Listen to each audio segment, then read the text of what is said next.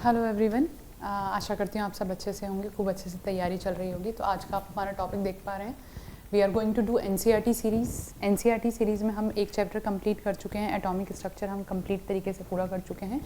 Now we are going to start periodic table. Periodic table तो थोड़ी आपकी advance level पे भी चलेगी और आपकी एनसीईआरटी को कवर करते हुए चलेगी। तो we are going to do the periodic table now. चलिए स्टार्ट करते हैं। तो सबसे पहले हमारे पास में क्या हुआ, what is the need to do the periodic classification of the element. Element को पीरियोडिक क्लासिफिकेशन करने की ज़रूरत क्यों पड़ी? तो एलिमेंट को पीरियोडिक क्लासिफिकेशन करने की ज़रूरत इसलिए पड़ी कि so that we can study them easily, हम उनको आसानी से पढ़ सकें, उनकी प्रॉपर्टीज़ वगैरह पढ़ने में हमें आसानी रहे। तो that's why we did the periodic the classification of the element, क्यों हमने उनको प्रॉपर्टीज़ के अकॉर्डिंग क्लासीफाई किया। तो इसमें सबसे पहले आया कि स्टार्टिंग से ही तो नहीं पता था कि how to classify the element. तो सबसे पहले जो हमारे पास में आए, जो कोशिश की गई क्लासिफिकेशन करने की, वो थे Dobereiner triads.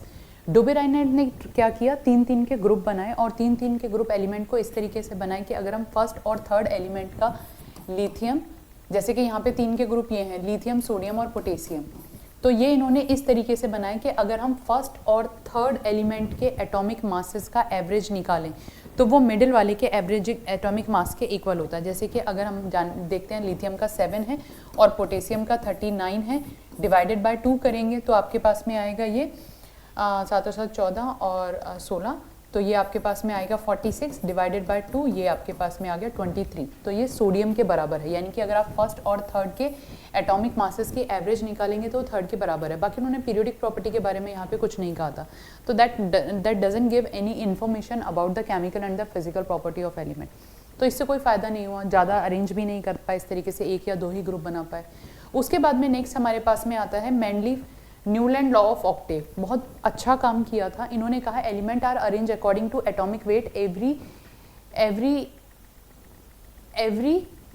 Eighth element had similar to its first element, यानी कि एलिमेंट को अगर उनके इंक्रीजिंग एटॉमिक वेट के अकॉर्डिंग अरेंज किया जाए तो हर एट्थ एलिमेंट की प्रॉपर्टी हर एट्थ एलिमेंट की प्रॉपर्टी अपने से फर्स्ट एलिमेंट के जैसे होती है। जैसे कि हमारे पास में नोट्स ऑफ म्यूजिक आते हैं, बिल्कुल इसी तरीके से होते हैं, जैसे सारे गामा पा, तो हर एट्थ जो होगा मुझे इतना नहीं पता, बट हाँ इससे कंपेयर किया गया। पर उन्होंने क्या किया, इन्होंने बहुत ही लाइट एलिमेंट, इनिशियल एलिमेंट को अरेंज किया और बाकी उन्होंने उनको क्लासीफाई नहीं किया गया। तो दैट्स वाई के था तो बहुत अच्छा, बट आगे वर्क प्रोसीड नहीं किया। इसके बाद में आते हैं लोथर मेयर। लोथर मेयर ने ग्राफ प्लॉट किया था। लोथर मेयर ने जो ग्राफ प्लॉट किया था वो एटॉमिक वॉल्यूम और एटॉमिक वेट के अगेंस्ट ग्राफ प्लॉट किया। तो उन्होंने देखा कि particular properties, same peak particular properties वाले बार बार आ रहे हैं, तो सेम पीक वाले जो एलिमेंट होंगे उनकी केमिकल और फिजिकल प्रॉपर्टी सेम होगी। यानी कि plotted a graph between the atomic volume and atomic weight of element and observe that element with the similar properties occupied the similar position on the curve. तो similar property वाले जो element हैं वो curve में similar position occupy करते हैं, वो Lothar Meyer ने किया था। इसके बाद में हमारे पास में आता है मेंडलीफ पीरियोडिक टेबल। मेंडलीफ ने काफ़ी अच्छा काम किया। मेंडलीफ ने कहा the physical and the chemical properties of element are periodic function of their atomic weight.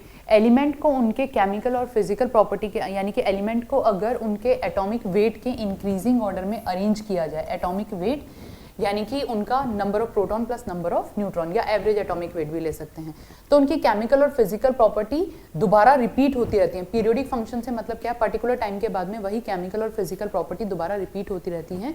तो ये मेंडलीफ ने कहा it means the physical and the chemical property of element are periodic function of their atomic weight. तो अब इसके uses क्या थे, काफ़ी अच्छा रहा, हम एलिमेंट को काफ़ी अच्छी तरीके से क्लासीफाई कर पाए, एलिमेंट की प्रॉपर्टीज़ पढ़ने में इजी रहा। तो यूजेस हमारे इसके पास में आए कि एटॉमिक वेट वर करेक्टेड। कुछ एलिमेंट ऐसे थे जिनके एटॉमिक वेट गलत कैलकुलेट किए गए थे, तो एक्चुअल में एटॉमिक वेट को जब कैलकुलेट किया गया था तो वहाँ पर उन्होंने जब उनके एटॉमिक वेट के अकॉर्डिंग उनके वैलेंसी वगैरह को कैलकुलेट किया और फिर उन्होंने देखा तो बेरिलियम का जो एटॉमिक वेट कैलकुलेट किया गया था वो 13.5 या 13.8 के आसपास था। पर जब उन्होंने यहाँ पे इसको क्लासीफाई किया तो क्लासीफाई करके फिर उसको करेक्ट किया और उसका एटॉमिक वेट उन्होंने 9 के आसपास अरेंज कर दिया, तो 9 या 10 के आसपास कर दिया। अब आता है आपके पास में डिस्कवरी ऑफ न्यू एलिमेंट। उन्होंने अपने पीरियोडिक टेबल में ही पहले से ही गैप छोड़ दिए थे यानी कि वो एलिमेंट जो उस समय डिस्कवर नहीं हुए थे, वहाँ पे गैप थे। तो वो एलिमेंट जो उस समय डिस्कवर भी नहीं हुए थे, उन एलिमेंट की केमिकल और फिजिकल प्रॉपर्टी हमें पहले से ही पता थी। तो ये वाले कौन से एलिमेंट थे, जैसे कि हमारे पास में बेसिकली 2-3 एलिमेंट हैं, जैसे इक्का एल्यूमिनियम हमारे पास में और इक्का सिलिकॉन। तो इक्का एल्यूमिनियम आपके पास में आता है गैलियम और इक्का सिलिकॉन आपके पास में आता है जर्मेनियम। तो इक्का एल्यूमिनियम आपके पास में है गैलियम और इक्का सिलिकॉन आपके पास में है जर्मेनियम।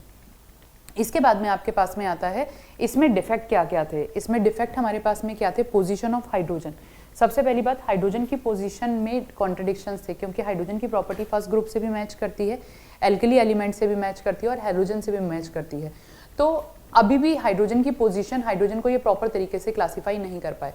दूसरी जो सबसे इंपॉर्टेंट चीज़ आती है आइसोटॉप्स। वी ऑलरेडी नो, जो मैंने आपकी एटॉमिक स्ट्रक्चर वाली वीडियो बनाई है उसमें आपको पता है आइसोटॉप्स, आइसोबार्स, आइसोडायफर, आइसोस्टर सब कराया हुआ है, एक बार आप वहाँ पे जाके चेक कर लेना।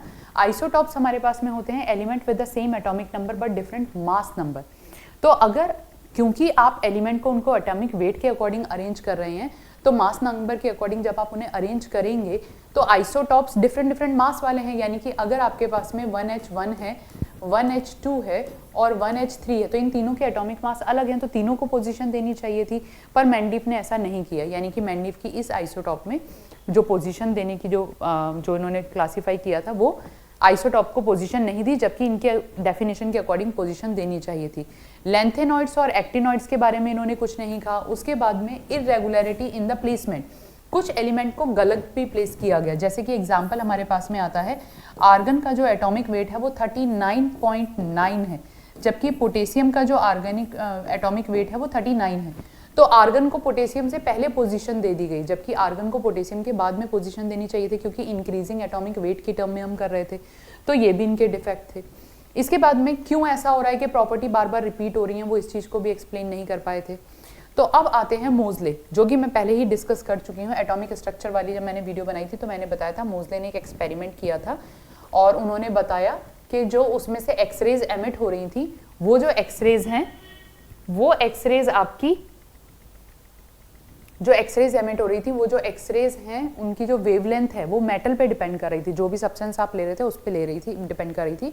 तो मोजले ने बताया कि the atomic number is the more fundamental quantity. यानी कि अगर आप जब भी केमिकल की प्रॉपर्टी पढ़ते हैं तो हमारे पास में atomic number is more fundamental, atomic number is more fundamental quantity.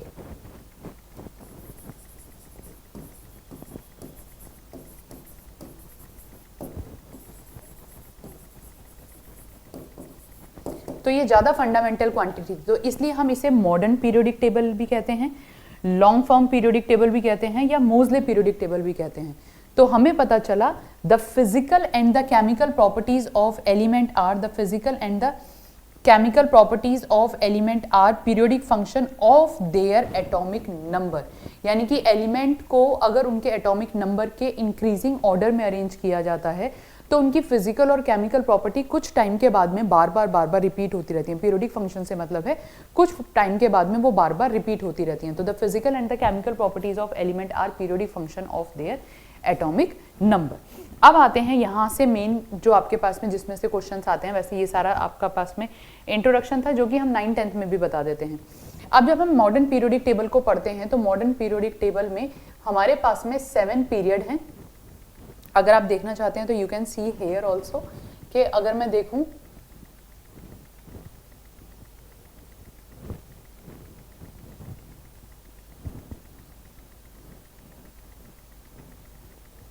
ये देखिए, ये हमारे पास में मॉडर्न पीरियोडिक टेबल है। मॉडर्न पीरियोडिक टेबल में हमारे पास में 18 ग्रुप्स हैं। वर्टिकल कॉलम, जो वर्टिकल कॉलम्स होते हैं उन्हें आप ग्रुप्स बोलते हैं, और जो आपके पास में हॉरिजॉन्टल रोज होती हैं उन्हें आप पीरियड बोलते हैं। तो हमारे पास में 7 पीरियड हैं। अगर आप यहाँ पे देखेंगे 1 2 3 4 5 6 7 पीरियड्स हैं और 18 ग्रुप्स हैं, और बाकी 2 जो आपके पास में पीरियड है इनको अलग ही पोजीशन दी गई है। ये जो 2 का ब्लॉक है इसको अलग पोजीशन दी गई है। यानी कि मेंडलीव पीरियोडिक टेबल में हमारे पास में वी हैव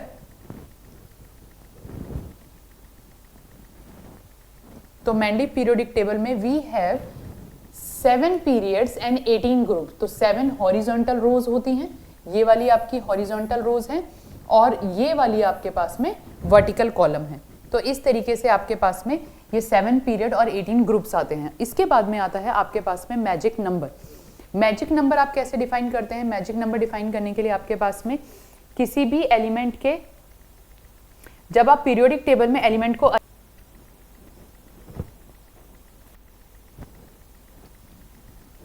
तो मॉडर्न पीरियोडिक टेबल में हमारे पास में we have the 7 period and 18 groups. 18 groups होते हैं और 7 पीरियड्स होते हैं।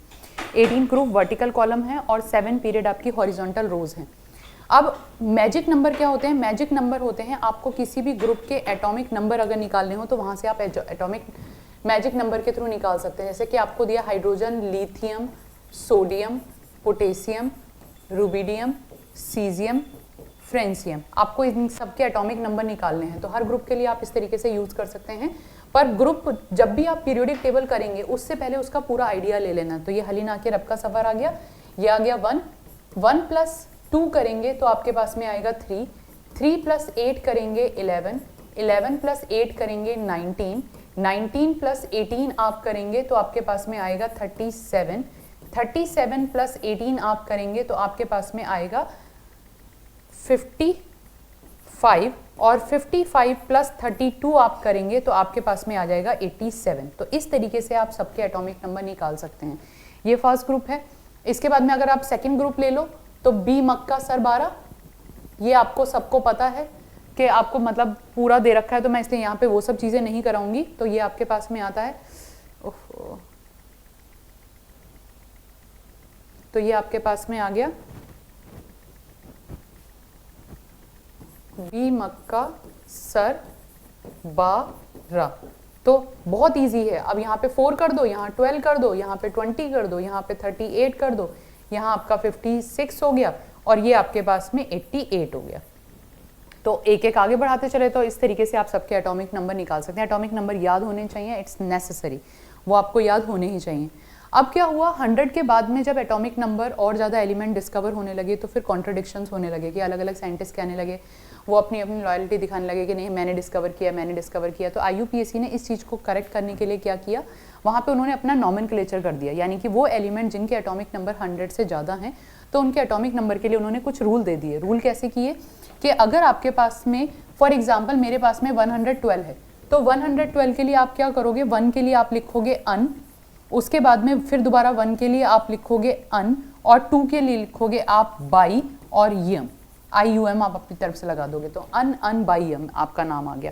जैसे कि फॉर एग्जाम्पल अगर आपको दिया है 107 तो 1 के लिए आप लिखोगे अन, 0 के लिए आप लिखोगे नील और 7 के लिए आप लिखोगे सेप्ट और सेप्ट के साथ में आप IUM लगा दोगे तो ये इसका नाम हो गया। अब इसमें यहाँ पे आप इसको शॉर्ट फॉर्म में कैसे लिख सकते हैं, शॉर्ट फॉर्म में लिखने के लिए आपको इसके फर्स्ट लेटर्स लेने हैं UUB, यहाँ पे UNS, तो ये इसका नाम शॉर्ट फॉर्म में इसका नाम UUB हो गया और इसका नाम UNS हो गया।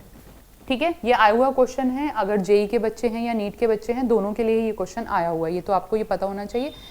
0 1 2 3 4 इस तरीके से है तो un, nil, bi, tri, quad, pent, hex, sept, oct, enn. 9 के लिए इन आता है, 9 के लिए आपके पास में ENN आएगा, ये आपके पास में है ENN। और आपको पता है मैं PDF सारी डाउनलोड अब आपको पास मतलब वीडियो कवर करने के बाद में आपको PDF भी दे देती हूँ so that you can download it और आप उसको फिर वहाँ से पढ़ भी सकते हैं। मुझे कोई दिक्कत नहीं है, आप आराम से पढ़ो, आपको जो चाहिए, जो भी टॉपिक चाहिए, जिस भी चीज़ के ऊपर चाहिए, I will give you the PDF as well, कि आपको जिस भी टॉपिक पे करना है आप अपने कमेंट भेजो कि कौन से टॉपिक पे करना है। येस थोड़ा टाइम लग रहा है क्योंकि इनिशियली मैं ऑलरेडी मेरा और वर्क चल रहा है तो that's Y, but I will do it, मैं उसे करूँगी ज़रूर। ओके, तो ये आपका हो गया। अब ये आता है आपके पास में periodic table, main periodic table. अगर आप यहाँ पे पीरियोडिक टेबल देखोगे तो यहाँ पे आपके पास में 18 ग्रुप थे और यहाँ पे आपके पास में 7 पीरियड हैं। तो ये आपके पास में अगर आप यहाँ देखेंगे, हम इसे डिटेल में स्टडी करते हैं अब, तो आपके पास में 18 ग्रुप हैं, 1 से लेके 18 तक ये सारे आपके ग्रुप हैं और ये आपके पास में पीरियड आ गए 3 4 5 6 7 और यहाँ पे ये आपके पास में लेंथेनॉइड्स और एक्टिनॉइड्स को आपने अलग से रख दिया। अब आपके पास में यहाँ पे हम इन्हें 4 कैटेगरी में डिवाइड करते हैं। हमारे पास में S block, P block, D block और एफ ब्लॉक होता है। तो जो शुरू के 2 ग्रुप हैं, जो फर्स्ट और सेकंड ग्रुप हैं, वो आपके पास में एस ब्लॉक होते हैं, यानी कि ये वाला जो आपके पास में है ये आपके पास में एस ब्लॉक है। फिर आप यहाँ पे 13 से 18 तक चलेंगे, ये आपके पास में पी ब्लॉक है। बीच में 3 से लेके 12 तक जो आपके पास में आता है, this one is the D block.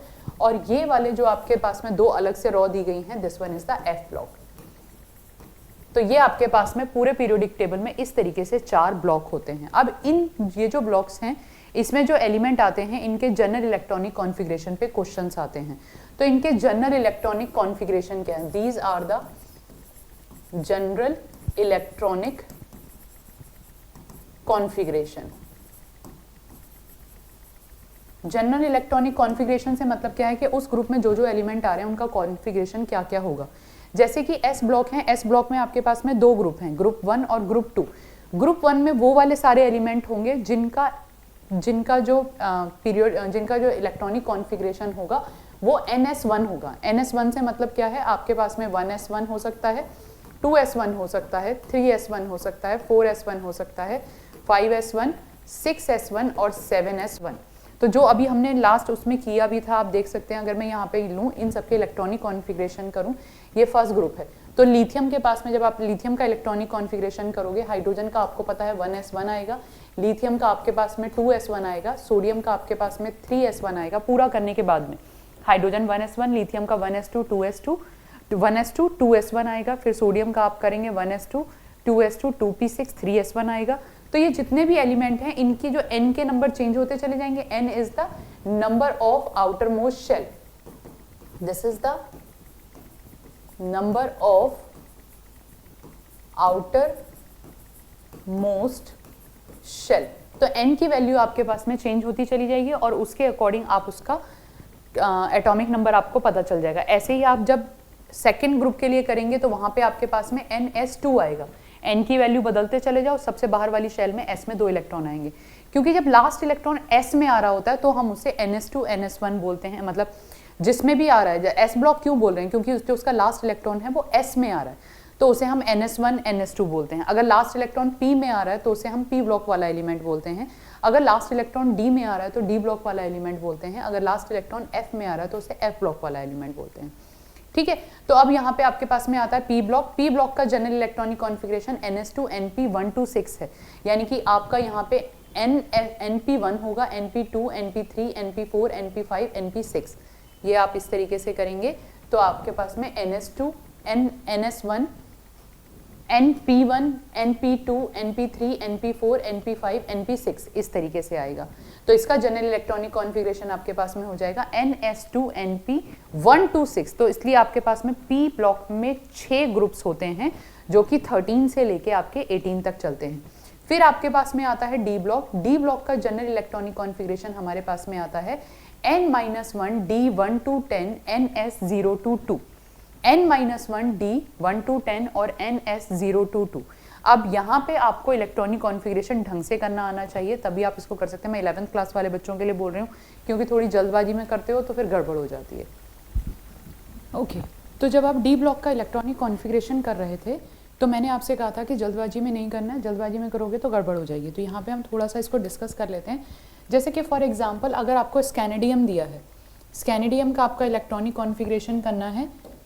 स्कैनेडियम आपका है 21 का आप इलेक्ट्रॉनिक कॉन्फ़िगरेशन आप जनरल तरीके से कर सकते हैं, जैसे कि आप करते हैं 1s2, 2s2, 2p6, 3s2, 3p6, then you have 4s2 and 3d1। अब क्योंकि हम इसे इस तरीके से लिखते हैं तो आप लोग को ये लगने लगता है कि शायद 4s अंदर प्रेजेंट है और 3d बाहर प्रेजेंट है, बट ऐसा नहीं होता। अगर आप ऑर्बिटल की पोजीशन देखोगे तो आपके पास में इसी तरीके से ऑर्बिटल प्रेजेंट हैं। ये आपके पास में आ गई 3rd, 4th, 5th। मैं इतना सारा क्यों बना रही हूँ? Because I am going to use it again, मुझे ये दोबारा भी यूज करने वाली हूँ, that's why I am going to making it completely. So अगर आपके पास में 1 होगी तो इसमें केवल 1s होती है। जब आपके पास में 2 होती है तो that contain 2s and 2p, then you have the 3s, 3p, 3d, then you have 4s, 4p, 4d, 4f, 5s, 5p, 5d, 5f और यहाँ पे आपके पास में फिर आ जाएगी 6s, 6p, 6d, 6f, इस तरीके से और भी आती जाएंगी, बट अभी हम मेन एनसीईआरटी के अकॉर्डिंग चलते हैं।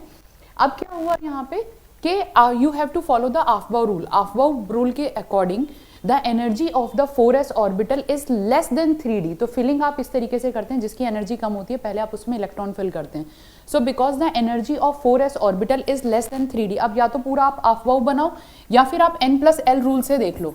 आप 4s और 3d देखोगे, इसके लिए आप n+1 n+l निकालोगे, जो कि मैंने एटॉमिक स्ट्रक्चर वाली वीडियो में करवाया हुआ है पूरा n+l रूल।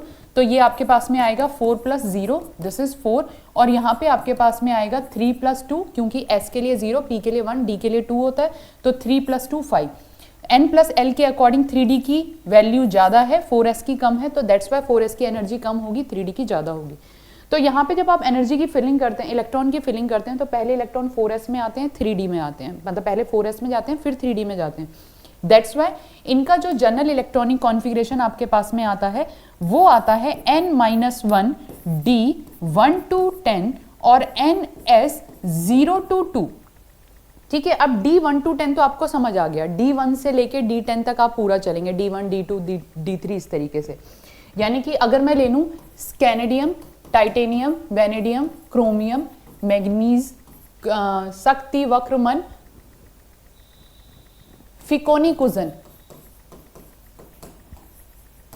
इस तरीके से, तो ये आपके पास में आना चाहिए था। ये 4s तो सब में यहाँ पे है ही है, ये आपके पास में आना चाहिए था 3d1, 3d2, 3d3, 3d4, 3d5, 3d6, 3d7, 3d8, 3d9 और 3d10। बट यहाँ पे एक्सेप्शंस पढ़े थे हमने, क्योंकि हाफ फिल्ड और फुल्ली फिल्ड ज़्यादा स्टेबल होती है, तो यहाँ पे एक्सेप्शनल केसेस आएंगे, और एक्सेप्शन के अकॉर्डिंग यहाँ पे आपके पास में क्रोमियम और कॉपर एक्सेप्शंस हैं। तो एक्सेप्शंस के अकॉर्डिंग आपके पास में जो क्रोमियम आएगा, इसका इलेक्ट्रॉनिक कॉन्फ़िगरेशन आपके पास में हो जाएगा 3d5 4s1, और ऐसे ही जब आप कॉपर का इलेक्ट्रॉनिक कॉन्फ़िगरेशन करेंगे तो वो भी आपके पास में आएगा 3d10 4s1। तो ये भी डी ब्लॉक के हैं, क्योंकि पर इनकी s में 1 इलेक्ट्रॉन है, तो ये भी डी ब्लॉक में इंक्लूड होते हैं। तो 0 आपको पता चल गया, यानी कि सबसे बाहर वाली s में 1 भी हो सकते हैं और 2 भी हो सकते हैं। अब आता है 0। अगर आप पैलिडियम की बात करते हैं तो पैलिडियम आपका वो एलिमेंट है जिसमें s में से दोनों इलेक्ट्रॉन निकलकर d में चले जाते हैं, यानी कि पैलिडियम में जो आपके पास में इलेक्ट्रॉनिक कॉन्फ़िगरेशन आता है वहां पे d10 हो जाता है। ठीक है, और d10 पूरा हो जाएगा, यानी कि n-1 d10 हो जाएगा और s में आपके पास में 0 रह जाएंगे। तो इसलिए हमने 0 to 2 को इंक्लूड किया कि पैलिडियम भी आपका डी ब्लॉक में आता है, तो पैलिडियम के अकॉर्डिंग आपके पास में ये इलेक्ट्रॉनिक कॉन्फ़िगरेशन आ जाएगा। अब आपके पास में जब डी ब्लॉक की आप बात करते हैं तो डी ब्लॉक के में हमारे पास में 4 सीरीज हैं, 3D series, 4D series, 5D series और 6D सीरीज। इस तरीके से आपको याद करना होता है। जब आपके पास में मैंने ये शक्ति, वक्रमन, फिकोनिकुजन, ये 3D सीरीज है, पैलिडियम आपका 4D सीरीज में आता है, यानी कि आप इसको ऐसे कर सकते हो, यहाँ पे 4D आएगा और यहाँ पे 5S आएगा। ये सब चीज़ें बहुत इंपॉर्टेंट हैं, छोटी छोटी सी बातें हैं, बट आप इन चीज़ों पे ध्यान नहीं देते हो, आप मेजर क्वेश्चन करने पे लगे रहते हो, पर ये सब चीज़ें आपको बहुत अच्छी तरीके से पता होनी चाहिए। तो एक्चुअल में अगर मैं क्रोमियम का इलेक्ट्रॉनिक कॉन्फ़िगरेशन लिखूं या फिर मैं आयरन का या किसी का भी लिखूं, फॉर एग्जाम्पल मैं आयरन का इलेक्ट्रॉनिक कॉन्फ़िगरेशन लिखती हूँ, तो आयरन का मेरे पास में 26 है। अब 26 में आप इसको शॉर्ट हैंड नोटेशन में भी लिख सकते हैं। शॉर्ट हैंड नोटेशन में आपके पास में पता है, हीलियम में आपके पास में 2 आते हैं, कंप्लीटली फिल होता है, फिर आपके पास में आता है हीलियम, नियोन, नियोन के पास में आपके पास में 8 होते हैं, इसके बाद में आपके पास में आता है आर्गन, आर्गन में आपके पास में 18 होते हैं, और आर्गन में आपके पास में 3 शेल जो होती है, अगर 18 आप करोगे तो ये आपके पास में आएगा 1s2, 2s2, 2p6, 3s2, 3p6 तक ये कंप्लीटली फिल्ड होता है। तो आप इसे ऐसे भी लिख सकते हो, आर्गन 18 तक आपने इसने पूरा कर दिया। अब 18 के बाद में आपने जब इसमें 18 माइनस किया तो 8 इलेक्ट्रॉन बचे हैं। अब ये 8 इलेक्ट्रॉन कैसे आएंगे, यहाँ पे आपके पास में पहले आप 4s2 लिख दो और फिर आप यहाँ पे 3d6 लिख दो। मतलब शुरू से ही इस तरीके से लिखने की आप आदत डाल लोगे तो आप जब आयंस का इलेक्ट्रॉनिक कॉन्फ़िगरेशन करोगे तो वो गलत नहीं होगा, क्योंकि आयंस में जब आप इलेक्ट्रॉन निकालते हो तो इलेक्ट्रॉन सबसे पहले सबसे बाहर वाली शेल में से निकलते हैं, तो ये चीज़ें आपको ध्यान रखनी है। तो इस तरीके से आपके पास में general electronic configuration D block का आ गया। डी ब्लॉक के बाद में अब आते हैं एफ ब्लॉक में। मैंने अब आपको बताया यहाँ पे कि हमारे पास में थोड़ा सा ये पीरियोडिक टेबल देख लेते हैं जरा इसमें। आई डोंट नो कि चलो ये कर लेते हैं इस तरीके से। तो यहाँ पे आपके पास में ये वाली जो सीरीज आ रही है, ये आपके पास में 3D सीरीज आ रही है, ये आपके पास में 4D सीरीज आ रही है, यहाँ पे ये आपके पास में 5D सीरीज आएगी और ये आपके पास में 6D सीरीज आएगी। यानी कि यहाँ पे जितने भी इलेक्ट्रॉन की फिलिंग हो रही है ये आपके पास में 5D में हो रही है। अब अगर आप लेंथेनम की बात करते हैं तो लेंथेनम का इलेक्ट्रॉनिक कॉन्फ़िगरेशन 57 है। यानी कि यहाँ पे अगर हम लेंथेनम की बात करें, लेंथेनम का अगर आप एटॉमिक नंबर लिखेंगे तो 57 है। लेंथेनम के बाद में जब आप सीरियम में आते हैं तो यहाँ पे आपके पास में 58 होता है और दोनों के अचानक ब्लॉक बदल जाते हैं। ऐसा क्यों होता है? लेंथेनम के केस में आपके पास में जो इलेक्ट्रॉन आ रहा है वो आपके पास में 5D1 में आ रहा है और आपके पास में 6s2 भी है। 5D1 और 6s2 है और इससे पहले जो आपकी 4 है, यानी कि अगर मैं यहाँ पे जो मैंने बताया था तो यहाँ पे आपके पास में जो इलेक्ट्रॉन आ रहा है लेंथेनम के केस में, ये देखिए, तो यहाँ पे अगर आप लेंथेनम की बात करते हैं तो लेंथेनम में जो आपके पास में इलेक्ट्रॉन आ रहा है वो 5D में यहाँ पे आ रहा है, ठीक है।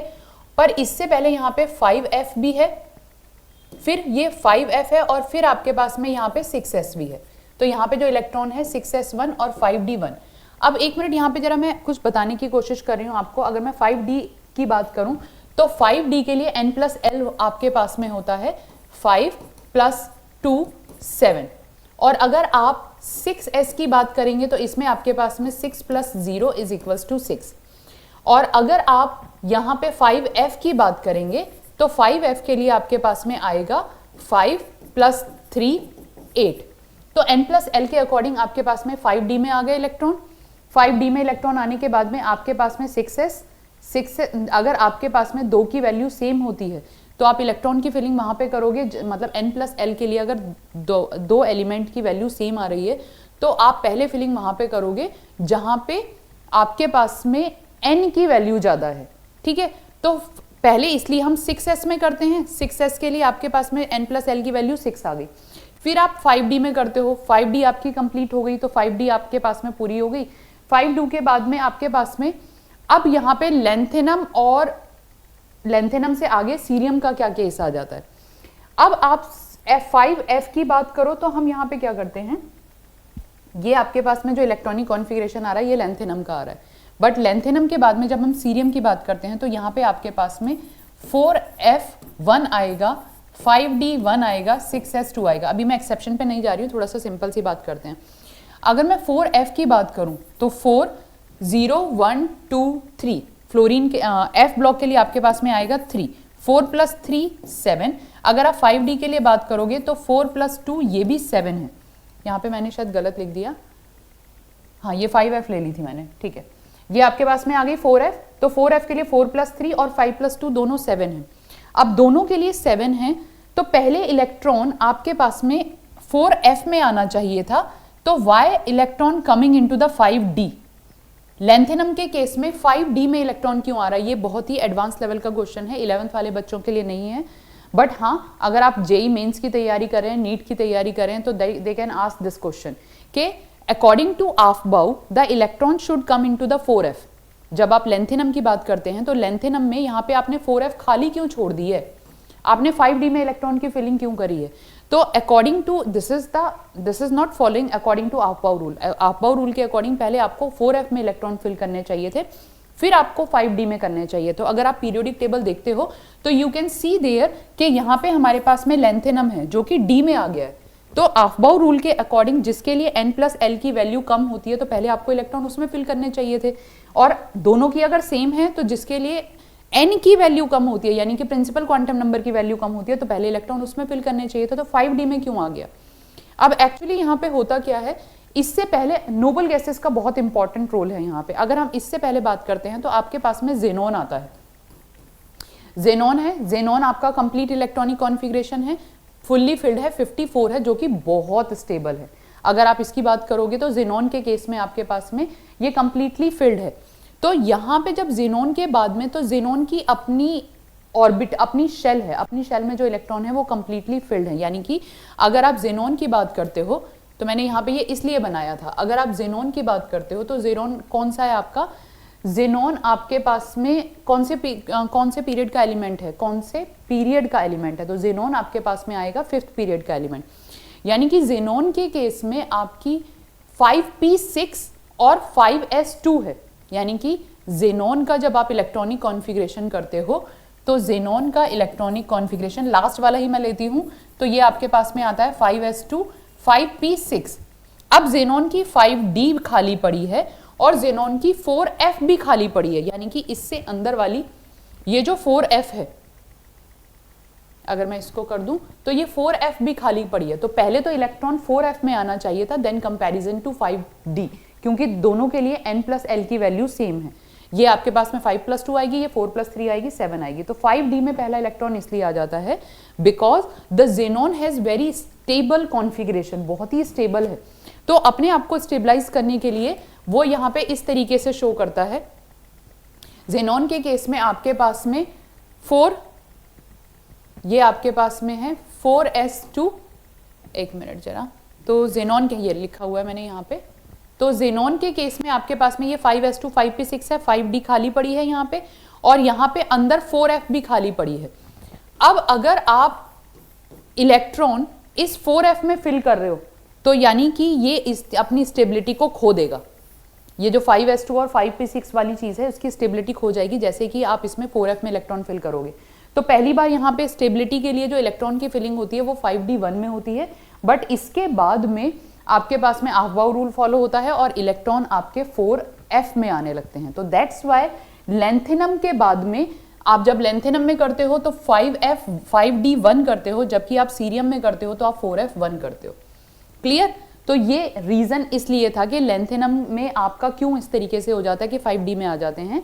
द रीजन इज कि अगर आप 4f में अंदर की तरफ करोगे तो अंदर वाली शेल में इलेक्ट्रॉन की फिलिंग की वजह से उसकी स्टेबिलिटी खत्म हो जाती है बिल्कुल ही। वो फिर तो वही है कि आप जितना ज्यादा स्टेबल रह सको उतना स्टेबल कोशिश करेगा एटम, अपने आप को स्टेबल करने की कोशिश करेगा। तो जेनॉन के बाद में लेंथेनम के केस में 5d में इलेक्ट्रॉन आता है, बट उसके बाद में अफबाउ ज्यादा इंपॉर्टेंट हो जाता है या अफबाउ ज्यादा फॉलो होता है, फिर इलेक्ट्रॉन की फिलिंग 4f में आती है। तो यहाँ पे जो आपके पास में जनरल इलेक्ट्रॉनिक कॉन्फ़िगरेशन आता है, अगर आप f ब्लॉक की बात करते हो तो मेरे पास में d ब्लॉक का जनरल इलेक्ट्रॉनिक कॉन्फ़िगरेशन आ गया। n को हम आउटर मोस्ट शेल कहते हैं, n is the outer most shell, n आपकी this is the outer most shell, n-1 is the penultimate shell, this is called penultimate shell. और अगर मैं n-2 कर दूंगी तो इसको हम इनर पेनल्टी मेड शेल कहते हैं, this is the inner penultimate shell.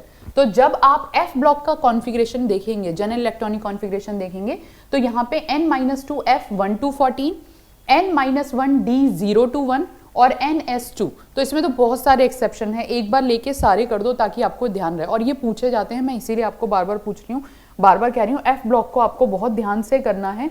अगर मैं यहाँ पे आप पीरियोडिक टेबल दिखाऊं तो लेंथेनम ये आपके पास में आ गया 5d1 वाला, उसके बाद में आपके पास में 4f शुरू हो जाएगी और 5d में से भी इलेक्ट्रॉन निकल आएगा।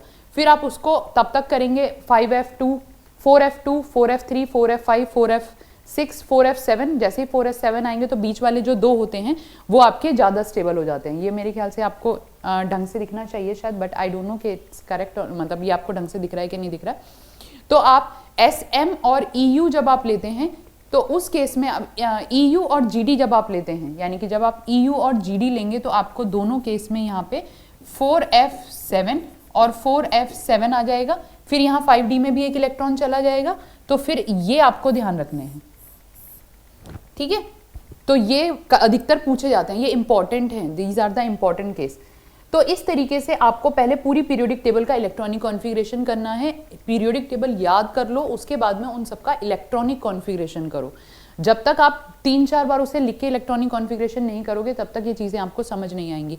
तो इनर ट्रांजिशन एलिमेंट हमारे कैसे होते हैं, यहाँ से निकल के फिर ये आपका सीरियम आता है और यहाँ से निकल के ये आपके लेंथ, तो इन्हें हम लेंथेनॉइड्स बोलते हैं और इन्हें हम एक्टिनॉइड्स बोलते हैं। तो इस तरीके से आपकी पूरी पीरियोडिक टेबल काम करती है। अब जब हम पीरियोडिक टेबल में चलते हैं तो कहाँ पे आपके मेटल हैं और कहाँ पे आपके नॉन मेटल्स हैं। देखो लेफ्ट टू राइट चलने पर जो लेफ्ट हैंड साइड वाले हैं वो आपके मेटल्स होते हैं, जो राइट हैंड साइड वाले हैं वो आपके नॉन मेटल्स होते हैं, और मिड में जो आपके पास में आते हैं वो ट्रांजिशन एलिमेंट आ गए, या फिर ट्रांजिशन होने लगता है वहां पे। तो एक्सट्रीम जो आपके लेफ्ट हैं वो सारे के सारे मेटल हैं, और एक्सट्रीम जो आपके राइट हैं ये सारे के सारे नॉन मेटल हैं। तो आपको यहाँ पे दिख रहा होगा ये जो ग्रीन कलर वाला है, these all are the non metals, ये आपके नॉन मेटल्स हैं। और बीच में ये जो पिंक वाले हैं, ये जो मैंने यहाँ पे कॉपी किए हुए हैं, दीज आर मेटेलॉइड। प्रॉपर तरीके से प्रॉपर जो मेटेलॉइड हैं वो आपके आएंगे boron, silicon, germanium, arsenic, antimony और टेल्यूरियम और पोलोनियम। तो ये आपके होते हैं मेटेलॉइड। और बाकी आपके जो कुछ मेटल और कुछ नॉन मेटल को फॉलो करते हैं, तो आपका एल्यूमिनियम भी इसमें आ जाता है, फिर आपका इसमें यहाँ पे सिलेनियम भी आ जाता है, गैलियम भी आ जाता है। तो इस तरीके से ये आपके चलते हैं, बट मेनली ये आपके 6 जो हैं ये स्पेसिफिक मेटलॉइड्स हैं। ठीक है जी। तो यहाँ पे अब आपके पास में बचा you have the S block general electronic configuration, you have the P block general electronic configuration, NS 1 to 2 ये एस ब्लॉक होगा, इसमें 2 पीरियड्स होते हैं, 2 ग्रुप्स होते हैं, P block NS NP 1 to 6 जिसमें कि आपके पास में 6 ग्रुप आएंगे, D block N-1 D 1 to 10 NS 0 to 2 this is the general configuration of the D block जिसमें कि आपके पास में 10 ग्रुप आ जाएंगे। और F ब्लॉक के लिए आपके पास में आएगा N-2 F 1 to 14 N-1 0 और 2 0 और 1 और NS 2। तो ये आपके पास में इस तरीके से इनका कॉन्फ़िगरेशन आ गया। नॉन मेटल आपके एक्सट्रीम लेफ्ट वाले हैं, ठीक है, मेटल आपके पास में एक्सट्रीम राइट वाले हैं, और बीच में आपके पास में मेटलॉइड आ गए। अब आता है इनको कुछ पर्टिकुलर कॉमन नेम दिए गए हैं, जैसे कि अगर आप एस और पी ब्लॉक की बात करते हैं तो these are called representative element, these are called representative element, क्योंकि ये रिप्रेजेंट करते हैं तो these are called representative element. ये ध्यान रखना इंपॉर्टेंट है, क्वेश्चन आया हुआ है एग्जाम में। So these element are called representative element, इन्हें आप रिप्रेजेंटेटिव एलिमेंट कहते हैं। 18 group are called the noble gases, ये आपको पहले ही पता है स्टेबल हैं तो नोबल गैसेस कहते हैं या इनर्ट गैसेस भी कह देते हैं। 17 group are the halogen, 16 group are the chalcogen. इसके अलावा आपके पास में जो ग्रुप 1 आता है, यानी कि यहाँ पे अगर हम बात करें तो ग्रुप 1 ये वाला जो है ये आपका एल्कली मेटल, इन्हें आप एल्कली मेटल बोलेंगे। इसे आप एल्केलाइन अर्थ मेटल बोलेंगे, एल्केलाइन अर्थ मेटल। यहां पे फिर आपके पास में ये नोबल गैसेस, ये आपके पास में हेलोजन, 16 ग्रुप चाल्कोजन,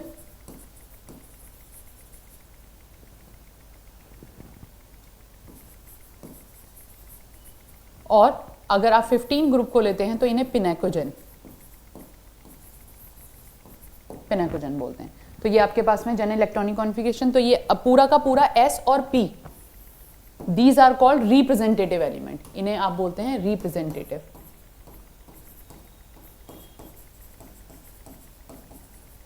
रिप्रेजेंटेटिव। अब बीच में आपके पास में आते हैं ट्रांजिशन एलिमेंट। तो आप नॉर्मली यही देखोगे कि इन्हें आप ट्रांजिशन एलिमेंट कहते हैं, बट ऐसा नहीं होता। तो यहीं पे मैं डी ब्लॉक के ट्रांजिशन एलिमेंट की भी डेफिनेशन बता देती हूँ। तो डी ब्लॉक तो है आपके पास में, डी ब्लॉक जिसमें D1 से D10 तक आ रहे हैं। तो अगर आप डी ब्लॉक की बात करोगे तो जिसमें जिसका लास्ट इलेक्ट्रॉन D1 से D10 में आ रहा है, यानी कि जिसका लास्ट इलेक्ट्रॉन D सबशेल में आ रहा है, these are called D block element, but इन्हें ट्रांजिशन एलिमेंट कहते हैं। और ट्रांजिशन एलिमेंट की भी एक डेफिनेशन है, इसमें सारे एलिमेंट ट्रांजिशन एलिमेंट नहीं है। Transition element are those element in which the transition element contain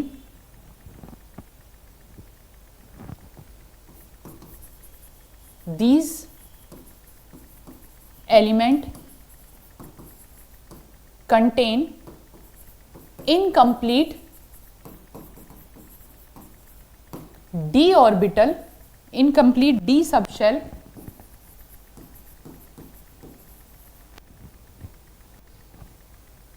in their atomic state or any of stable ionic state. It means they have incomplete d orbital in their atomic state or any of their ionic state। जैसे कि for example अगर मैं zinc की बात करूं और अगर मैं कॉपर की बात करूं तो इन दोनों में से कौन सा ट्रांजिशन एलिमेंट है और कौन सा ट्रांजिशन एलिमेंट नहीं है। तो अगर आप जिंक की बात करते हैं तो जिंक का एटॉमिक नंबर आपके पास में 30 होता है और जिंक का इलेक्ट्रॉनिक कॉन्फ़िगरेशन आपके पास में आएगा 3d10 4s2। और जिंक कौन सी ऑक्सीडेशन स्टेट में प्रेजेंट होता है, जिंक की स्टेबल ऑक्सीडेशन स्टेट +2 है, तो यहाँ पे ये 3d10 और 4s0 निकालता है, 0 क्योंकि s में से 2 इलेक्ट्रॉन निकलते हैं तो 4s0 हो गई।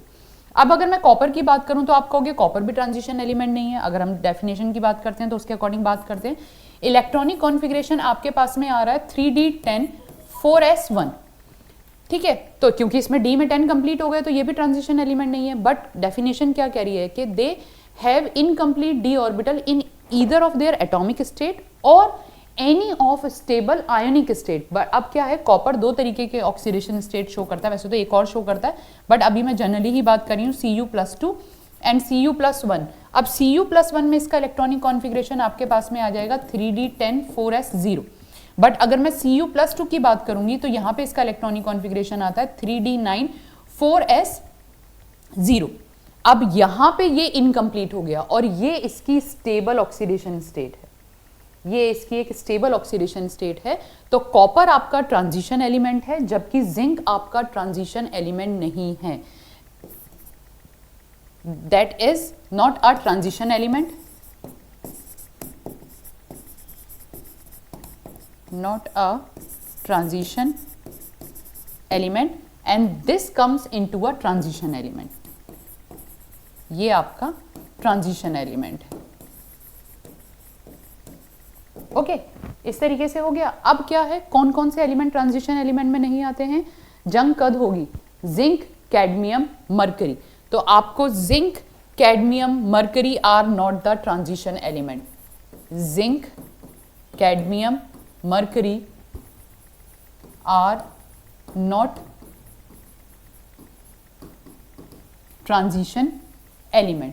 तो इनकी जो प्रॉपर्टी है वो ट्रांजिशन एलिमेंट से डिफरेंट भी होंगी, इनका मेटेलिक कैरेक्टर डिफरेंट होगा, इसीलिए मरकरी आपको लिक्विड स्टेट में मिलता है। तो क्योंकि ये ट्रांजिशन एलिमेंट की जो अनपेयर्ड इलेक्ट्रॉन वाली, वैसे तो और भी चीज़ें आती हैं बट अभी मैं ये इनकी जो प्रॉपर्टी हैं वो अपने जो बाकी ट्रांजिशन एलिमेंट हैं उनके कंपैरेटिवली डिफरेंट होती है। तो ये आपके पास में आ गया ट्रांजिशन एलिमेंट। तो आपको पता चल गया। अब मैं पीरियोडिक टेबल की शुरू से बात करूं, मॉडर्न पीरियोडिक टेबल की, मॉजले ने बताया था कि atomic number is the more fundamental quantity. उन्होंने एक एक्सपेरिमेंट किया था जिसमें से एक्सरेज निकल रही थी, उन्होंने इलेक्ट्रॉन की बॉम्बार्डमेंट कराई ग्रेफाइट पे, एक्सरेज निकल रही थी। अगर आप डिफरेंट एलिमेंट ले रहे हैं तो X-rays are producing of the different wavelength, so he drive a formula √nu is equals to a z minus b। वहाँ से हमें पता चला कि atomic number is a more fundamental quantity। तो उन्होंने बताया कि the atomic and the physical properties or the physical and the chemical properties of element depend on their atomic number or are the periodic function of their atomic number। इसके according atomic number के according हमने elements को arrange किया तो हमारे पास में आए 18 ग्रुप और 7 पीरियड। 18 ग्रुप और 7 पीरियड में फिर हम पीरियोडिक टेबल को 4 ब्लॉक में डिवाइड करते हैं, S block, P block, D block, F block. फिर हमने उनका इलेक्ट्रॉनिक कॉन्फ़िगरेशन किया, हमने देखा कि कौन कौन से एस ब्लॉक में आते हैं, कौन कौन से पी ब्लॉक में आते हैं, कौन से डी ब्लॉक में आते हैं, कौन से एफ ब्लॉक में आते हैं। अब एक सबसे अच्छी चीज़ यहाँ पे ये होगी, फिर हमने ये अभी तक हमने यही किया कि मेटल क्या है, नॉन मेटल क्या है, कौन से एस ब्लॉक वाले हैं, एफ ब्लॉक कैसे बन रहा है, डी ब्लॉक वाले कौन से हैं, उनका जनरल इलेक्ट्रॉनिक कॉन्फ़िगरेशन क्या है। अब आता है नेक्स्ट हमारे पास में कि how we can find out कि आपके पास में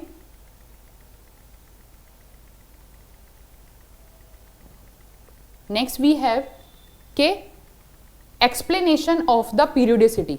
क्यों, अब देखो जो मैंडलीफ की पीरियोडिक टेबल आई थी उन्होंने इस चीज़ को एक्सप्लेन नहीं किया था कि क्यों एलिमेंट पीरियोडिक प्रॉपर्टी दिखाते हैं, क्यों पर्टिकुलर टाइम के बाद में वही प्रॉपर्टी रिपीट होती है, जबकि मॉडर्न पीरियोडिक टेबल ये चीज़ बहुत अच्छे से एक्सप्लेन करती है। तो मॉडर्न पीरियोडिक टेबल में आप इजीली एक्सप्लेन कर सकते हो कि why the element shows the similar properties. जो 8th एलिमेंट है वो अपने से पहले वाले एलिमेंट से सेम प्रॉपर्टी क्यों शो करता है। तो अगर आप कोई सा भी ग्रुप ले लो, माना मैंने 13 ग्रुप ले लिया, 13 ग्रुप में मेरे पास में है बलग inter,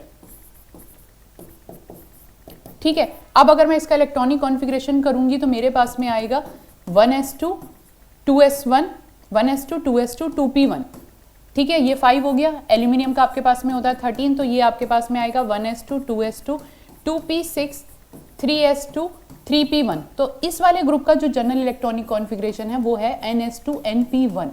so these all element have the similar electronic configuration, similar valence electron, इनके वैलेंस इलेक्ट्रॉन सेम होते हैं, इनके आउटर मोस्ट शेल का इलेक्ट्रॉनिक कॉन्फ़िगरेशन सेम होता है। तो आप इसको ऐसे कर सकते हो, ये आपके पास में आ गया 4s2 4p1, फिर ये आपके पास में आएगा 5s2 5p1, फिर आपके पास में आएगा ये 6s2 6p1।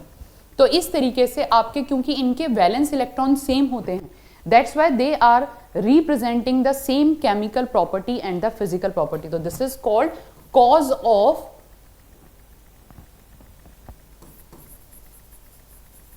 Of periodicity. तो पीरियोडिसिटी की रीजन क्या है, कॉज ऑफ पीरियोडिसिटी क्या है? Because they have the same valence electron and same outer most shell electronic configuration due to same valence electron and same outer most shell electronic configuration. तो उसकी वजह से ये सेम तरीके की प्रॉपर्टी शो करते हैं। तो यहाँ पे आपका एक्सप्लेनेशन ऑफ पीरियोडिसिटी भी आ गया कि आपको पता चल गया कि सेम प्रॉपर्टी। तो आप एक ग्रुप में जब भी देखोगे तो उनका आउटर मोस्ट शेल का जो इलेक्ट्रॉनिक कॉन्फ़िगरेशन होगा वो सेम होगा। तो इन सब चीज़ों को कनेक्ट करने की कोशिश करो सो दैट कि पीरियोडिक टेबल आपको बहुत अच्छी तरीके से याद हो जाए। मेंस के बच्चे हैं या नीट के बच्चे हैं, आपसे पूछा ही जाएगा। अधिकतर आप लोग एफ ब्लॉक को नहीं करते हो, एफ ब्लॉक को कई बार करो। मतलब एस और पी ब्लॉक तो सबको बहुत आसानी से याद हो जाता है। Now there is a problem in the D block and F block. तो एफ ब्लॉक से शुरू करो, एंड से शुरू करो ताकि आपको पूरा अच्छी तरीके से याद हो जाए।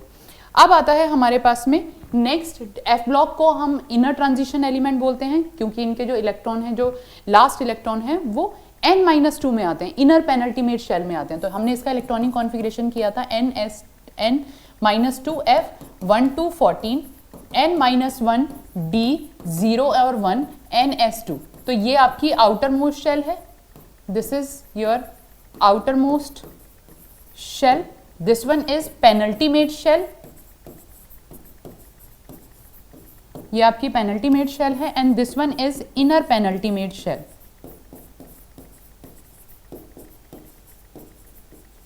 ये आपकी इनर पेनल्टीमेट शेल है। तो लैंथेनॉइड्स आपके सीरियम से शुरू होकर एलयू तक चलते हैं, ल्यूटेनियम तक, और एक्टिनॉइड्स आपके थोरियम से लेके एलआर तक चलेंगे। तो इनका एटॉमिक नंबर सबका करना है अच्छी तरीके से। तो आपको ये बहुत वीडियो मिल जाएंगे जिसमें आपको लर्न करना भी बता रखा है, निमोनिक्स बता रखे हैं कि आप उसे कैसे लर्न कर सकते हो, और फिर उसके अकॉर्डिंग उसका इलेक्ट्रॉनिक कॉन्फ़िगरेशन करके देखो। मोस्ट इंपॉर्टेंट क्वेश्चंस बनते हैं यहाँ से, बार बार बोल रही हूँ, और जहाँ से मैं मोस्ट इंपॉर्टेंट बोल रही हूँ तो इट मीन्स सोच लेना कि पॉसिबिलिटी 80 से 90% की। देखो अभी मैं, क्योंकि मैंने शुरू में ही वीडियो बनानी शुरू करी है, now I am not using कि आप फिर कल को मेरे को कहोगे मैम आपने ऐसे बोला था, ऐसे बोला था। हाँ, बट अगर मैंने आपको कह दिया कि ये मोस्ट इंपॉर्टेंट है तो we will discuss all these things after the paper. जब आपका पेपर हो जाएगा, चाहे जनवरी वाला और फिर उसके बाद में अप्रैल वाला अटेम्प्ट, और फिर आप एडवांस लेवल पे जब जाएंगे तो वी विल डिस्कस कि ये सब चीज़ें मैंने आपको वीडियो में बताई हुई हैं। ठीक है, मैं इसलिए मैं बार बार बोल रही हूँ कि आप इस तरीके के कोर्स करने के लिए पेड कोर्सेज लेते हो, सब कुछ करते हो। I am going to give you the everything, मैं सब कुछ दूंगी, बट हाँ अभी मेरे को इतना टाइम नहीं मिल पा रहा। I am going to do the आपके एनसीईआरटी के क्वेश्चन भी सॉल्व कर लेंगे, जो एडवांस से एडवांस टॉपिक है, बिल्कुल line wise. I am going to give you everything. तो आपको मतलब केमिस्ट्री के लिए लोअर लेवल से हाई लेवल तक किसी दूसरे चैनल पे जाने की जरूरत नहीं पड़ेगी, आपको सब कुछ यहीं पे मिल जाएगा। ठीक है, तो ये आपके पास में हो गए एफ ब्लॉक एलिमेंट। इसके बाद में आता है prediction of the group, period and block. Very important, किसी भी एलिमेंट का अगर आपको एटॉमिक नंबर दिया है तो उस एलिमेंट के एटॉमिक नंबर में how you can find out their position,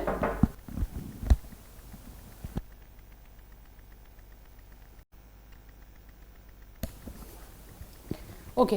तो next we have the prediction of the period, group and block. बहुत इंपॉर्टेंट है, बहुत ज़्यादा इंपॉर्टेंट है। तीन रूल हैं, उसी के अकॉर्डिंग आप आराम से कर सकते हैं। तो सबसे पहले आपको, अगर आपको कोई भी एलिमेंट दिया है और आपको उसका ग्रुप, पीरियड और ब्लॉक निकालना है, तो सबसे पहले फाइंड आउट द ब्लॉक। वो कौन से ब्लॉक का एलिमेंट है। लास्ट इलेक्ट्रॉन जिसमें आ रहा है वही उसका ब्लॉक होगा, यानी कि if the element belong S block, P block, D block और एफ ब्लॉक, तो आपका जो लास्ट इलेक्ट्रॉन आ रहा है, लास्ट एलिमेंट बोल दिया था मैंने पहले, लास्ट इलेक्ट्रॉन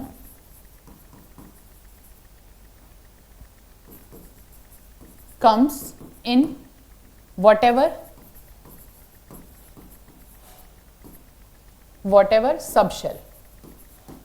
तो आपका जो लास्ट इलेक्ट्रॉन है वो जिस भी सबशेल में आ रहा है वो ही उसका ब्लॉक होगा, S block, P block, D block, F block, उसी तरीके से। तो सबसे पहले आप एफ ब्लॉक फाउंड कर लो। जब आपको ब्लॉक पता चल गया, then the next thing you have to find out the period. अब आपको उसका पीरियड फाइंड आउट करना है। तो पीरियड फाइंड आउट करने के लिए the number of outer most shell, number of outer most shell represent the period. अब आता है ग्रुप। जब आप ग्रुप पे आते हैं तो for the group there are the 3 groups present, क्योंकि बाकी तो एफ ब्लॉक का आपको पता चल ही जाएगा। मेनली आपके पास में जो ग्रुप फाइंड आउट करने हैं वो आप इस तरीके से फाइंड आउट करोगे कि आपके पास में ग्रुप या तो वो फर्स्ट या सेकंड का होगा, अगर वो 3rd से लेके 12 का है, या फिर वो 13 से लेके 18 तक का है। यानी कि अगर आपका एलिमेंट एस ब्लॉक का है तो पहले हमारे पास में आता है F block. If the element belong to the S block, so the number of outer most sub shell is the number of group, यानी कि the number of outer most electron or the number of electron in outer most s subshell। जैसे कि अगर आपके पास में 3s1 आ रहा है, आपने इलेक्ट्रॉनिक कॉन्फ़िगरेशन किया, आपके पास में 3s1 आया, तो सबसे पहले एलिमेंट s ब्लॉक का है, आपने s ब्लॉक देख लिया, उसके बाद में उसका पीरियड पता चल गया, और आपको पीरियड पता चल गया तो आप ग्रुप फाइंड आउट कर सकते हो। यानी कि यहाँ पे इसका जो ब्लॉक आ गया वो एस ब्लॉक है, इसका जो पीरियड आया वो इसका 3rd पीरियड है, और जो इसका ग्रुप आएगा that one is the first group. ये इसकी पोजीशन होगी, ठीक है।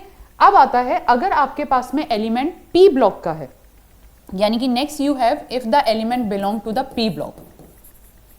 पी ब्लॉक जो आपके पास में है उनका जनरल इलेक्ट्रॉनिक कॉन्फ़िगरेशन आपको पता है ns2 np126 होता है, ठीक है। अब आपके पास में सबसे बाहर वाली शेल में कितने इलेक्ट्रॉन हैं, +10 कर दो तो आपको पी ब्लॉक का ग्रुप पता चल जाएगा, यानी कि 10 plus number of valence electron.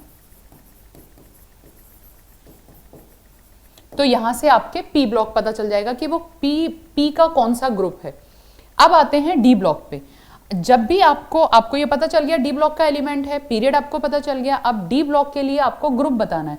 तो ग्रुप बताने के लिए आप क्या करोगे, नंबर ऑफ इलेक्ट्रॉन या sum of the number of electron, इस तरीके से लिख दो, sum of number of electron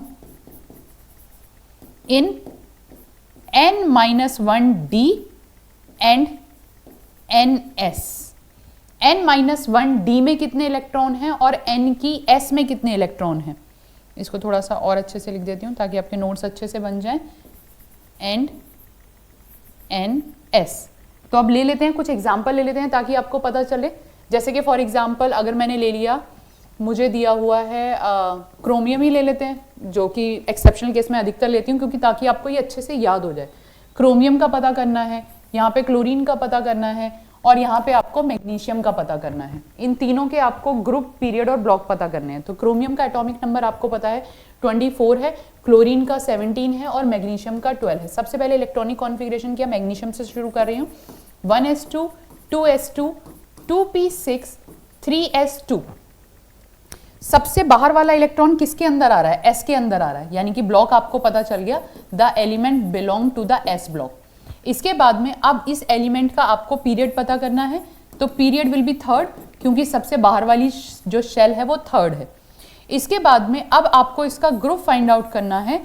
तो ग्रुप फाइंड आउट करने के लिए s में कितने इलेक्ट्रॉन हैं, s क्योंकि s ब्लॉक का है तो इसका ग्रुप सेकंड होगा। ये second third period s block and second group का एलिमेंट है। अब आते हैं क्लोरीन पे। क्लोरीन का अगर मैं इलेक्ट्रॉनिक कॉन्फ़िगरेशन करूं तो 1s2 2s2 2p6 3s2 3p5, सबसे बाहर वाला इलेक्ट्रॉन p में आ रहा है तो आपको ब्लॉक पता चल गया, यानी कि ब्लॉक इज p। उसके बाद में अब इसका पीरियड बताना है। सबसे बाहर वाली शेल कौन सी है, सबसे बाहर वाली शेल थर्ड है तो पीरियड भी शेल बोल रही हूँ, शेल शेल सब शेल जहां बोल रही हूँ उसको थोड़ा ध्यान दिया करो। तो ये पीरियड थर्ड हो गया। इसके बाद में अब आपको इसका ग्रुप बताना है। तो जैसे ही आपके पास में p ब्लॉक आएगा तो नंबर ऑफ वैलेंस इलेक्ट्रॉन या number of electron present in the outer most shell, valence electron आपके 5 + 2 7 होंगे और number of electron in outer most shell ये भी 7 ही है। तो ये आपके पास में आएगा 7 + 10 दैट इज 17, यानी कि 17 ग्रुप का एलिमेंट है। अब क्रोमियम की बात करते हैं। तो क्रोमियम में आपके पास में अगर मैं क्रोमियम का इलेक्ट्रॉनिक कॉन्फ़िगरेशन करूंगी तो मुझे पता है आर्गन, आर्गन के 18 हो चुके हैं। 18 होने के बाद में यहाँ पे अब बचे 6 एक्सेप्शनल केस है तो ये आपके पास में आएगा 3d5 4s1। सबसे बाहर जब आप फिलिंग करते हो, जब आप इलेक्ट्रॉनिक कॉन्फ़िगरेशन करते हो तो आप इस तरीके से करते हो ना। देखो मैं किस तरीके से करती हूँ ताकि ये कभी भी गड़बड़ ना हो। तो मेरा तरीका क्या है, मेरी ट्रिक ये है कि फर्स्ट यूज 4s1, यहाँ गैप छोड़ दो और फिर आप 3d5 यहाँ पे कर दो। अब आप कहोगे मैम इसमें कंफ्यूजन हो रहा है क्योंकि हमें तो वही याद पड़ा हुआ है 4s1 3d5।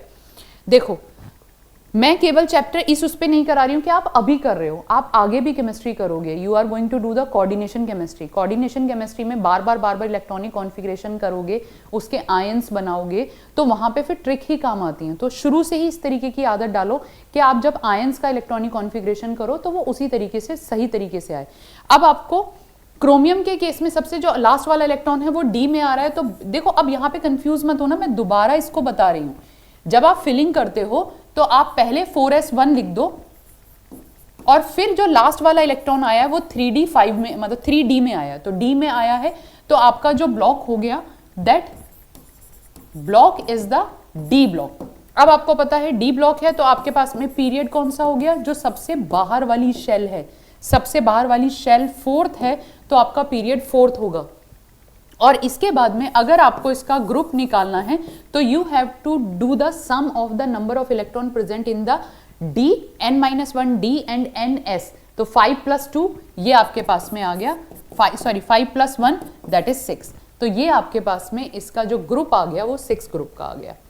ठीक है, तो इस तरीके से आप SPD किसी का भी आपको दिया हो you can find out the group number and the period block, सब कुछ फाइंड आउट कर सकते हैं। इसके अलावा और कोई रूल नहीं है, सिंपल इसी से हो जाएगा। एफ ब्लॉक के लिए आपको निकालना है तो आपको देखना पड़ेगा 6d सीरीज वाला है या 7d सीरीज वाला है, यानी कि 6 पीरियड का है या 7 पीरियड का है।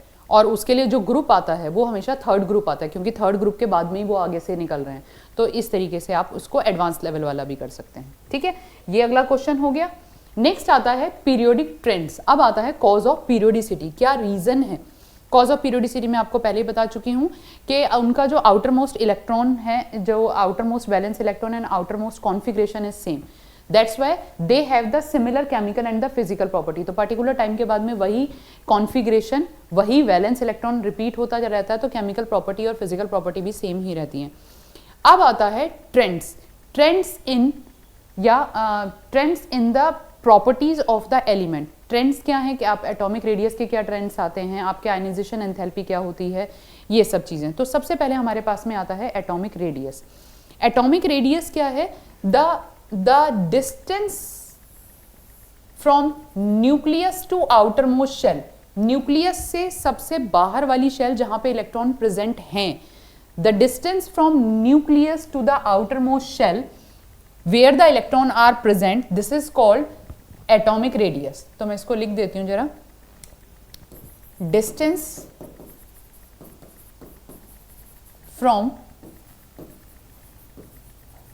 Nucleus to outer most shell where electron exist. This is called atomic radius, इसे आप एटॉमिक रेडियस कहते हैं। एटॉमिक रेडियस और आयनिक रेडियस, न्यूक्लियाई रेडियस का हमने रिलेशनशिप भी किया था। एटम की जो रेडियस है वो न्यूक्लियस की रेडियस से 10 टू द पावर 5 टाइम्स ज़्यादा होती है, या फिर न्यूक्लियस की रेडियस एटम की रेडियस से 10 टू द पावर -5 टाइम्स होती है। तो ये आपके पास में आ गया एटॉमिक रेडियस। अब आता है एटॉमिक रेडियस एटम की होती है, तो it's become very difficult to find out these radius, क्योंकि हमारे पास में most of the element compound की फॉर्म में प्रेजेंट होते हैं। वो या तो कोवेलेंट बॉन्ड बना रहे होते हैं, या आयोनिक बॉन्ड बना रहे होते हैं, या वॉन डेर वाल रेडियस जो मॉलिक्यूल्स की फॉर्म में होते हैं अलग अलग। तो एटॉमिक रेडियस को आप कैटेगराइज कर सकते हैं इनटू 3 टाइप। कोवेलेंट रेडियस क्या है? जब एटम आपस में एक दूसरे से कोवेलेंट बॉन्ड बना रहे हैं और कोवेलेंट बॉन्ड में ओवरलैपिंग होती है, तो इस केस में इन दोनों न्यूक्लियस के बीच की डिस्टेंस को निकाल के इसे हाफ कर दोगे तो ये आपकी कोवेलेंट रेडियस आ गई। अब आता है मेटेलिक रेडियस। मेटेलिक रेडियस में अगर आपने इलेक्ट्रॉन सी मॉडल पढ़ा है तो इलेक्ट्रॉन का क्लाउड होता है और जिसमें एटम्स जो होते हैं वो एक दूसरे को टच करते हुए होते हैं। तो मेटेलिक रेडियस में आपके पास में जो एटम है वो इस तरीके से एक दूसरे को टच करते हुए हैं, इन दोनों की डिस्टेंस को निकाल के हाफ कर दो तो ये आपके पास में मेटेलिक रेडियस आ गई। Van der Waals radius is the distance between the two molecules. दो मॉलिक्यूल हैं, उनके बीच की डिस्टेंस आपको निकालनी है। फॉर एग्जांपल यहाँ पे मेरे पास में ये हाइड्रोजन मॉलिक्यूल है और ये हाइड्रोजन मॉलिक्यूल है, इन दोनों के डिस्टेंस को निकाल के इसे अगर आप हाफ कर दो तो ये आपके पास में आती है वॉन डेर वाल रेडियस, इसे वॉन डेर वाल रेडियस बोलते हैं। अब अगर मैं इन तीनों को आपको कंपेयर करने के लिए कहूँ तो कोवेलेंट रेडियस, मेटेलिक रेडियस और वॉन डेर वाल रेडियस, इनका साइज किस तरीके से चेंज हो रहा है, तो यू कैन इजीली सी के वॉन डेर वाल रेडियस में जो एटम है वो बहुत दूर दूर है। Van der Waals forces of attraction भी होते हैं, तो वो एटम्स मॉलिक्यूल्स कितने दूर दूर हैं, वो van der Waals forces, van der Waals radii हो गई। यहाँ पे एटम टच कर रहे हैं और यहाँ पे ओवरलैप कर रहे हैं। तो अगर मैं इन तीनों को कंपेयर करूँ तो आपके पास में वॉन डेर वाल रेडियस सबसे ज़्यादा होगी, उसके बाद में आपके पास में मेटेलिक रेडियस आएगी और सबसे छोटी आपके पास में कोवेलेंट रेडियस होती है। तो sometimes they can ask this type of the comparison also कि आपको किस तरीके से एटॉमिक ओके। तो यहाँ पे हमने बात कर ली एटॉमिक रेडियस तक की। अब इसके जो ट्रेंड्स हैं पीरियोडिक टेबल में लेफ्ट टू राइट जाने पर क्या चेंजेस आते हैं, कौन कौन से एक्सेप्शनल केसेस हैं, वो हम डिस्कस करेंगे नेक्स्ट वीडियो में। तो नेक्स्ट वीडियो में हमारे पास में आयनिक रेडियस, एटॉमिक रेडियस, इसके बाद में आपके पास में आएगी आयनाइजेशन एंथैल्पी, फिर आपके पास में इलेक्ट्रॉन गेन एंथैल्पी और इलेक्ट्रोनेगेटिविटी। एंड ये 2 वीडियो कंप्लीट करके फिर we will do the questions of that. NCERT के क्वेश्चन जैसे कि मुझे अभी फर्स्ट चैप्टर के भी कराने हैं और सेकंड चैप्टर के भी कराऊंगी, मतलब एटॉमिक स्ट्रक्चर के भी कराने हैं और इसके बाद में फिर आपके पीरियोडिक टेबल के भी कराएंगे। ओके बच्चा, तो मिलते हैं नेक्स्ट वीडियो में। Okay bye.